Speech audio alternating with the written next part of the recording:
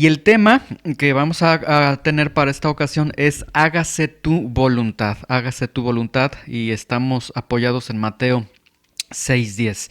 Nuevamente quiero mencionarles que tenemos problemas con el servicio del internet, entonces el audio quizás no se está escuchando en vivo de una manera muy buena, muy óptima, pero pues estaremos preparando, editando este video posteriormente para subirlo y que lo puedan escuchar a nuestros hermanos ahí en San Luis Potosí.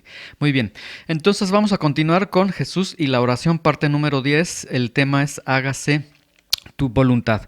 Habíamos nosotros comentado que cuando iniciamos esta oración modelo del Señor, esta oración conocida como el Padre Nuestro, habíamos comentado que se abren varios tipos de necesidades, dos tipos de necesidades. Número uno, las necesidades que vamos a ubicar como necesidades del reino, y número dos, necesidades de carácter personal. Necesidades del reino y necesidades de carácter personal. Muy bien, nosotros iniciamos, o más bien el Señor Jesucristo inicia el apartado de estas necesidades con las necesidades del reino. ¿Cuáles son estas necesidades del reino? Número uno, santificado sea tu nombre. Número 2, venga tu reino, y en esta ocasión estaremos hablando de hágase tu voluntad. Bueno, sirve este pequeño escenario que estamos colocando para anunciarles que a partir del domingo que entra vamos a cambiar un poco la liturgia que tenemos nosotros en nuestra reunión. La liturgia significa la forma en cómo nosotros estamos llevando nuestra reunión y la forma en como lo vamos a desarrollar el próximo domingo para que igual estén de manera puntual. Yo les rogaría que estén unos 10 minutos antes de las 10 de la mañana. La forma, nosotros vamos a comenzar con oración, vamos a comenzar orando, ¿sí? Y vamos a estar orando, vamos a comenzar a orar por estas oraciones del reino. Vamos a tener un tiempo donde vamos a estar santificando el nombre del Señor y pidiendo que el nombre del Señor sea santificado. Estaremos pidiendo por el reino de Dios, que venga a nuestras vidas, que venga a nuestra iglesia, que venga a nuestro trabajo, que venga a esta tierra, y estaremos también pidiendo que se haga su voluntad, ¿sí? Estaremos compaginando estas oraciones con algunos cantos, y entonces de esa forma es como nosotros vamos a comenzar el próximo domingo la liturgia, para que estén ustedes preparados y no se vayan a sorprender de por qué no comenzó primero la clase. Así lo vamos a estar manejando. Entonces se los comunico desde este momento para que estemos unos 10 minutos antes de la hora para poder estar listos y comenzar bendiciendo al Señor, alabando al Señor y también buscando su rostro y pidiendo por estas necesidades que conciernen al reino, ¿sí? Bueno, entonces son tres necesidades: santificado sea tu nombre, venga tu reino, hágase tu voluntad. Y vamos a Mateo 6:10, de manera particular en esta clase, a este punto de hágase tu voluntad, hágase tu voluntad. Muy bien, la palabra voluntad, si yo les preguntara a alguno de ustedes qué entienden por la palabra voluntad, yo sé que la mayoría dirían, bueno, pues es algo que se quiere, es algo que yo quiero, es algo que quiero que camine de esta forma, etcétera. La palabra voluntad significa deseo o intención o cosa que se desea, de acuerdo a una definición en un diccionario secular. Es un deseo o una intención o una cosa que se desea, ¿sí? Muy bien. Ahora, la voluntad de Dios, entonces, partiendo de esta definición sencilla, pues podemos definirla o podemos entenderla sencillamente como lo que Dios desea o la intención de Dios. Esta es la voluntad de Dios. Lo que Dios desea, lo que Dios quiere, la intención que Dios tiene, ¿sí? Bueno, entonces nosotros estamos orando, hágase tu voluntad, y cuando nosotros pedimos que se haga la voluntad de Dios, estamos pidiendo que se haga lo que Él desea, estamos pidiendo que se haga la intención de Dios, estamos pidiendo que entonces se produzca, se haga lo que Dios quiere, ¿sí? Vamos entonces a a ver nosotros y vamos a ver que entonces cuando nosotros estamos pidiendo que se haga lo que Dios quiere, que se haga la intención de Dios, bueno, nosotros entendemos el hágase tu voluntad. Ahora, hágase tu voluntad. Vamos a ver algunos puntos que nos llevan a entender el alcance que significa, el alcance que tiene que nosotros digamos hágase tu voluntad. Número 1, Dios tiene una voluntad para sus hijos. Cuando nosotros decimos hágase tu voluntad, nosotros entonces estamos entendiendo que Dios tiene una voluntad y esa voluntad pues es para con sus hijos, hacia sus hijos. Lucas capítulo 22, 42 nos dice, habla del Señor Jesucristo horas antes de que Él va él va a los sufrimientos de la cruz. Lucas 22, 42 dice: Padre, si quieres, pasa de mí esta copa, pero no se haga mi voluntad, sino la tuya. ¿Sí? Y en este versículo nosotros podemos ver que Jesús le dice: Padre, si quieres, recuerden, voluntad es un deseo, una intención, algo que se quiere. Si es tu voluntad, pasa de mí esta copa, pero no se haga mi voluntad, sino la tuya. Y aquí vemos dos voluntades. Entonces, nosotros estamos entendiendo que existe la voluntad de Dios y existe mi voluntad. Cuando nosotros decimos hágase tu voluntad, estamos nosotros entendiendo o esto está significando que Dios tiene una voluntad para sus hijos, pero también hay una realidad, existe mi propia voluntad, existe tu propia voluntad, pero cuando nosotros decimos hágase tu voluntad, nosotros estamos usando la partícula tú, tuya, de ti, acerca de ti. Entonces, hágase tu voluntad, independientemente de que yo tenga una voluntad, de que yo tenga la capacidad para ejercer una voluntad. Señor, me rindo a que se haga tu voluntad. Entonces, número 1, Dios tiene una voluntad para sus hijos. Esta lucha, cada uno de nosotros tenemos nuestra propia voluntad. Ahora, Gálatas 5:17 nos dice que desde el día que cada uno de nosotros fuimos redimidos, fuimos regenerados por el Señor a través de la fe, a partir de ese momento hay una lucha entre tu carne, vamos a verlo de esta forma, tu voluntad basada en la carne, tu voluntad que es contraria a la voluntad de Dios, y la voluntad de Dios. Dice, porque el deseo de la carne, la voluntad de la carne, lo que la carne quiere, hacia donde la carne se dirige, es contra el espíritu, y el del espíritu contra la carne, y estos se oponen entre sí para que no hagas lo que tú quieras. Entonces hay una realidad en la vida de cada uno de nosotros. Si bien Dios tiene una voluntad para sus hijos, podemos nosotros decir sí, pero muchas veces no hago la voluntad de Dios. Sí, efectivamente no hacemos la voluntad de Dios porque debajo del sol esta voluntad de Dios está luchando contra mi propia voluntad, contra los impulsos de mi propia voluntad. Y esto es una batalla de cada día constante en cada uno de los hijos de Dios, ¿sí? Ahora, segunda verdad de lo que significa hágase tu voluntad. Dios muestra su voluntad y nosotros conocemos su voluntad. Si nosotros le estamos pidiendo al Señor que se haga su voluntad, no podemos nosotros pedirle, Señor, bueno, haz tu voluntad y no sé a ver en qué va a terminar tu voluntad, pero bueno, haz tu voluntad. Sería una oración muy temeraria, pero la palabra de Dios nos muestra que nosotros de manera muy general, de manera muy amplia, sí conocemos la voluntad de Dios, tan conocemos la voluntad de Dios que pedimos que se haga su voluntad.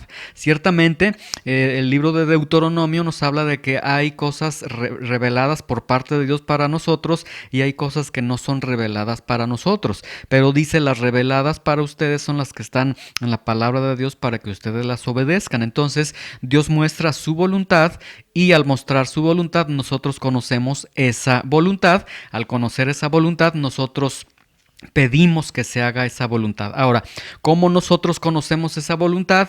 Esa voluntad nosotros la conocemos a través de la palabra de Dios. Precisamente la vamos a conocer a través de su palabra, ¿sí? ¿Cómo es que esta palabra de Dios va a producir cambios en nuestra vida para conocer esa voluntad de Dios y para arribar a la petición de la voluntad de Dios y a la voluntad misma de Dios? Romanos 12:2 dice: no se conformen a este siglo, sino transfórmense por medio de la renovación de su entendimiento, para que puedan comprobar cuál sea la buena voluntad de Dios, agradable y perfecta. Entonces, el apóstol Pablo nos está diciendo, cuando tú quieras arribar a la voluntad de Dios, primer punto, necesitas renovar tu entendimiento. Recuerden, nuestra carne está en constante lucha contra la voluntad del Espíritu, contra la voluntad de Dios. Quiere hacer su propia voluntad. Si quiere hacer su propia voluntad es porque considera que esa voluntad de cada uno de nosotros es buena, es lo que merecemos, es lo que necesitamos. Entonces, lo que el apóstol Pablo dice, lo primero que necesitas es transformarte por medio de la renovación de tu entendimiento. Necesitas borrar el cassette en tu mente, en tu corazón, entender los conceptos de Dios, etcétera, y esto se va a lograr a través de la palabra de Dios. La palabra de Dios nos va a limpiar, nos va a traer nuevos significados, nuevos entendimientos. Vamos a ver lo que es pecado, lo que es malo, lo que es agradable ante Dios, y entonces el Señor va a empezar a dar luz, a dar una verdad a nuestras vidas, a renovar nuestro entendimiento, y podremos nosotros entonces comprobar cuál sea la buena voluntad de Dios, agradable y perfecta, ¿sí? Ahora, esta palabra comprobar en el original griego significa experimentar. Entonces, vean, ¿quieres experimentar la voluntad de Dios? Bueno, aquí hay varios consejos. Primer consejo: pide al Señor que se haga su voluntad en tu vida. Y luego el apóstol Pablo dice: renueva tu entendimiento, tu forma de pensar, tu forma de definir la vida a través de la palabra de Dios. Llénate de la palabra de Dios, y con el conocimiento de la palabra de Dios, con la llenura de la palabra de Dios, vas a poder experimentar la voluntad de Dios, que se define como una voluntad buena para ti, agradable y perfecta, ¿sí? Entonces, este es otro alcance que tiene el hágase tu voluntad. Ahora, primero de Tesalonicenses 4:3 dice: la voluntad de Dios es su santificación, ¿sí? Muchas veces, a veces el cristiano se hace muy místico. El cristiano dice: ¿con quién me voy a casar, Señor? Debo de tomar ese trabajo que me están ofreciendo. Tengo que hacer esto, Señor. Me están ofreciendo este trabajo, Señor. Lo tomo. ¿Será de ti? Bueno, hay situaciones que obviamente la Biblia guarda silencio, pero precisamente en toda la riqueza de la sabiduría de Dios por eso el apóstol Pablo dice: entendemos que debes de renovar tu entendimiento, comprendes la voluntad de Dios para que puedas tomar decisiones basadas en la sabiduría de Dios.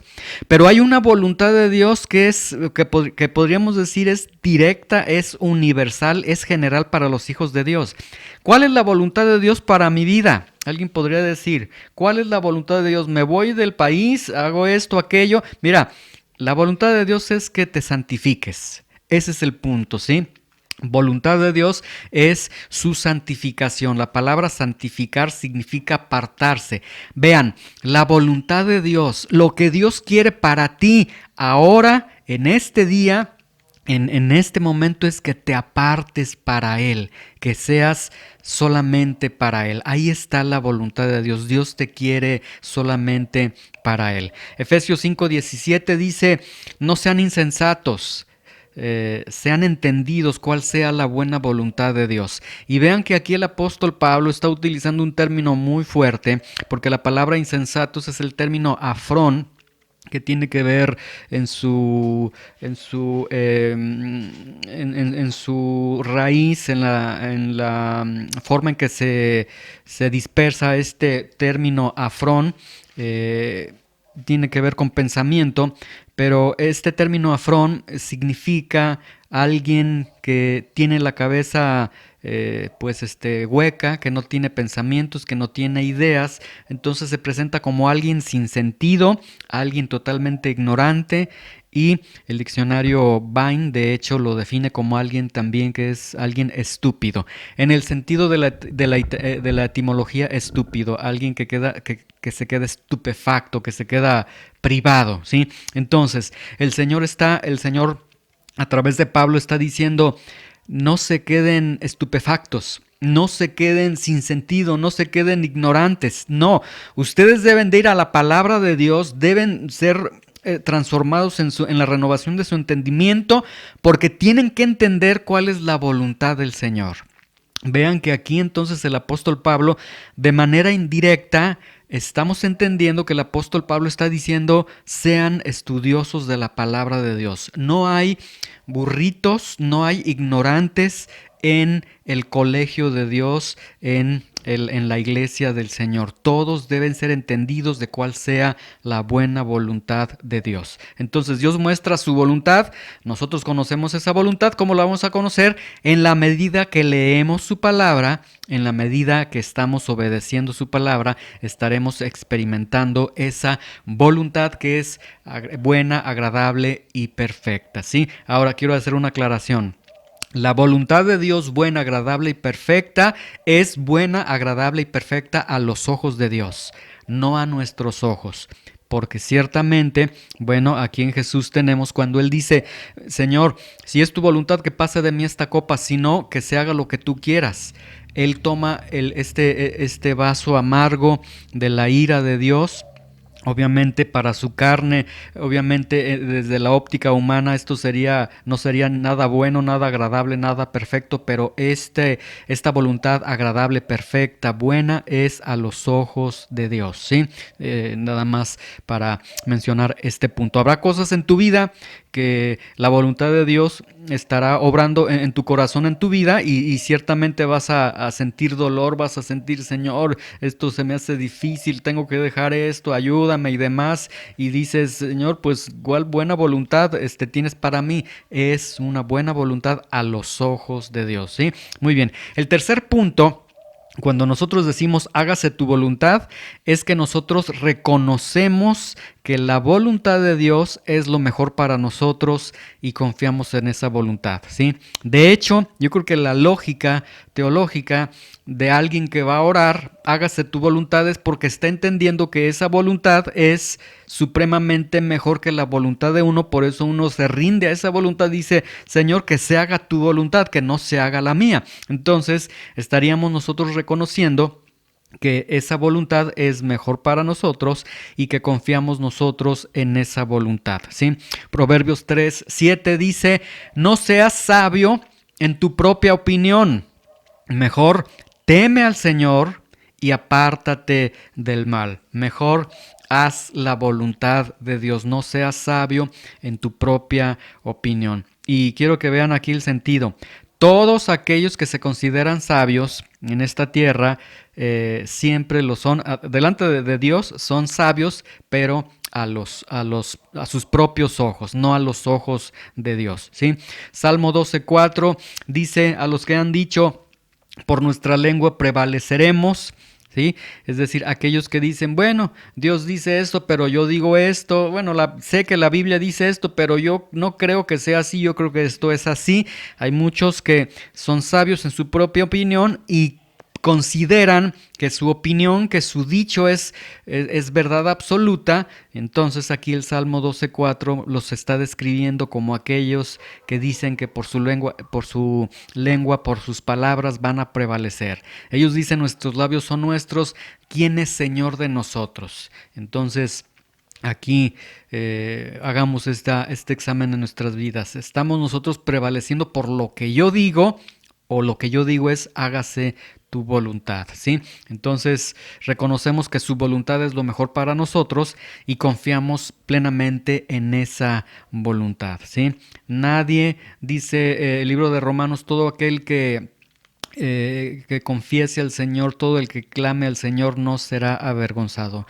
No hay forma de que quedes avergonzado, quedes decepcionado de la voluntad de Dios, de la sabiduría de Dios. Y el último punto dice, pedimos que su voluntad sea hecha en la tierra plenamente. Pedimos también esta hágase tu voluntad, tiene esta implicación, es una petición para que la voluntad de Dios sea hecha en la tierra de manera plena, ¿sí? Alguien puede decir, pero ¿cómo que en la tierra de manera plena?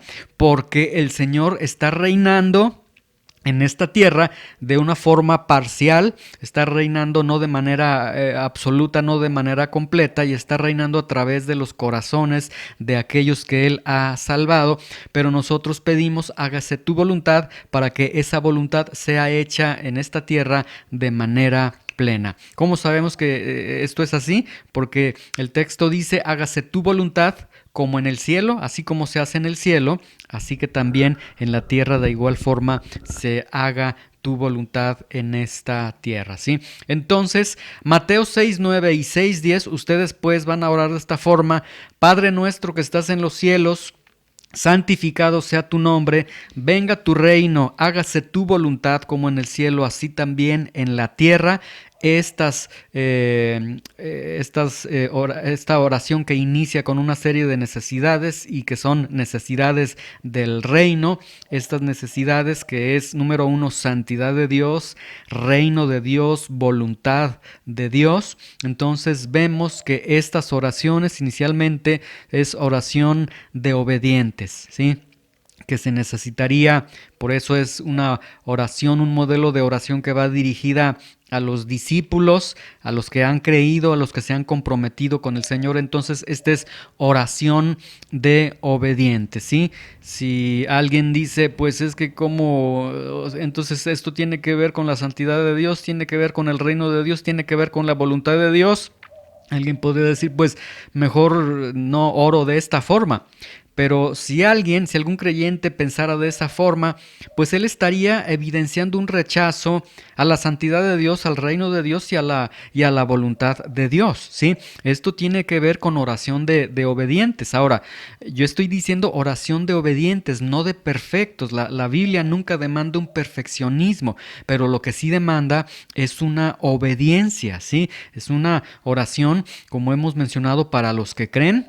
Aquellos que creen son aquellos que se puede evidenciar a través del compromiso que tienen delante de Dios de caminar con Él, y esto entonces nos lleva a que es una oración de discípulos, una oración de gente, de personas que caminan con el Señor, que ciertamente tienen sus errores, tienen sus caídas, pero que tienen un patrón regular en sus vidas en el que están caminando de manera constante con el Señor, ¿sí?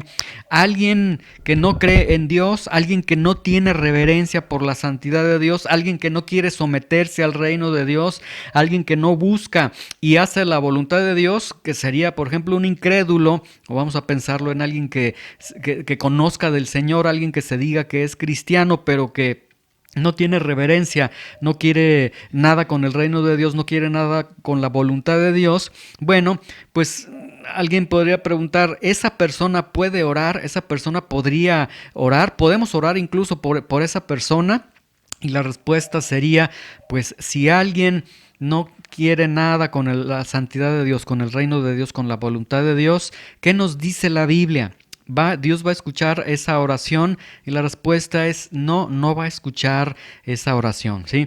Ya hemos visto al inicio de esta sesión de la oración que la primera oración que tiene que venir de labios de estas personas es la oración de arrepentimiento, una oración de reconocer que necesitan al Señor, una oración que necesitan reconocer su condición de pecado y que le piden al Señor, ayúdame a caminar contigo. Proverbios 11:20 dice, abominación son al Señor los perversos de corazón, mas los perfectos de camino les son agradables. Y aquí tenemos al mismo Dios con distintas formas de respuesta a distintas condiciones del corazón. Y es lo que nosotros necesitamos entender. Abominación son al Señor los perversos de corazón, ¿sí? Si alguien no quiere nada con la santidad de Dios, con el reino de Dios, con la voluntad de Dios, hay un problema en el corazón, ¿sí? Y aquí necesitamos entender que el Dios que se alegra en el camino de los perfectos es el Dios que no se goza en el camino de los perversos de corazón. Ahora, ¿qué se necesitaría hacer en este punto? Que la salvación venga a aquellos que son perversos de corazón para que el Señor los pueda escuchar, ¿sí? Proverbios 11:5 dice, la justicia del perfecto va a enderezar su camino. Y esta justicia tiene que ver con la justicia imputada, con una justicia. De hecho, el contexto de Proverbios 11:5, porque ya hemos pasado por Proverbios 8, 9, etcétera, la justicia aquí realmente ha sido personificada y esta justicia no es más que el Señor Jesucristo. La justicia que el Señor Jesucristo nos imputa a nosotros, esa justicia es la justicia del perfecto que va a enderezar el camino del perfecto. Entonces, la justicia del Señor va a enderezar tu camino, ¿sí? Y la palabra enderezar es un término muy interesante porque es un término que se usa para los pastores de ovejas, pero es un término que significa enderezar o guiar en medio de un camino peligroso, ¿sí?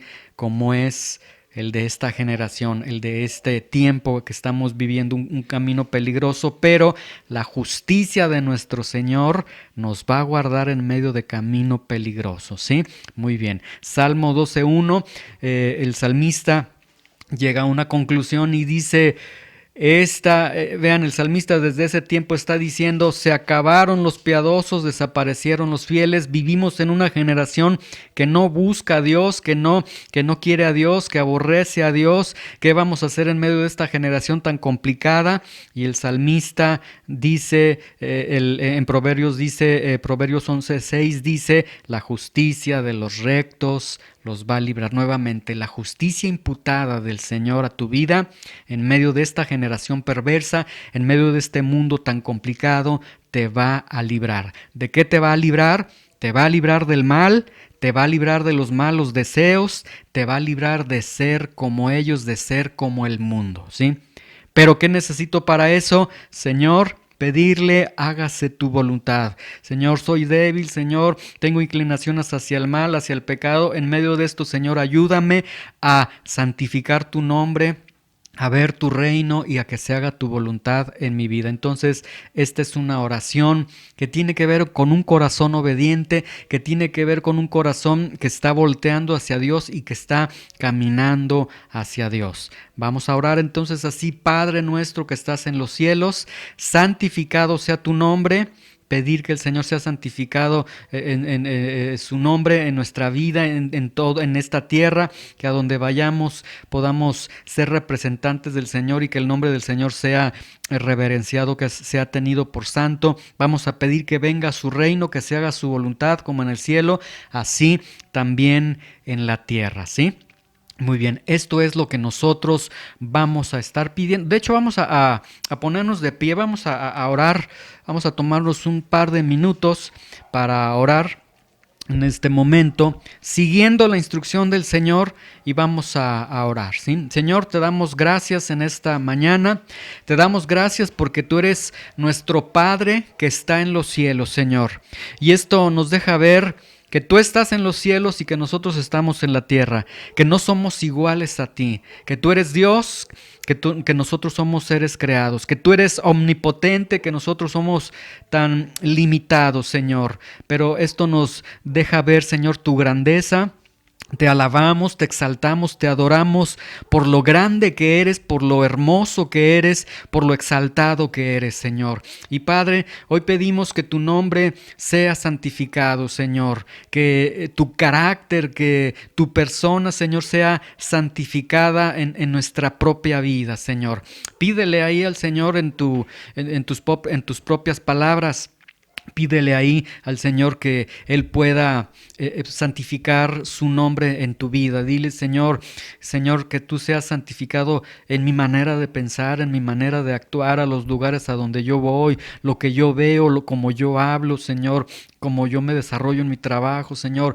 Señor, que tu nombre sea santificado. Ayúdame a reverenciar tu nombre, Señor. Ayúdame a colocar tu nombre como un nombre que debe ser temido, que debe ser respetado, Señor. Y Padre, también pedimos que venga tu reino, Señor, que tu Que tu soberanía, que tu gobierno, Señor, venga a nuestros corazones, Señor. Padre, establece tu reino en mi corazón, en nuestros corazones, en este grupo, Señor, en esta colonia, en esta ciudad, Señor, en mi vida, en mis pensamientos, en mi actuar, Señor. Y ayúdame, Señor, a cada día ir a tu palabra, Señor, conocer de tu voluntad para poder vivir en tu voluntad. Y te rogamos, Señor, hágase tu voluntad, Señor, que tu voluntad buena, perfecta, agradable, sea hecha en nuestras vidas, Señor, en el nombre de Jesús, Señor. Te damos gracias, bendecimos tu nombre, te exaltamos, Señor. Gracias en el nombre de Jesús. Amén.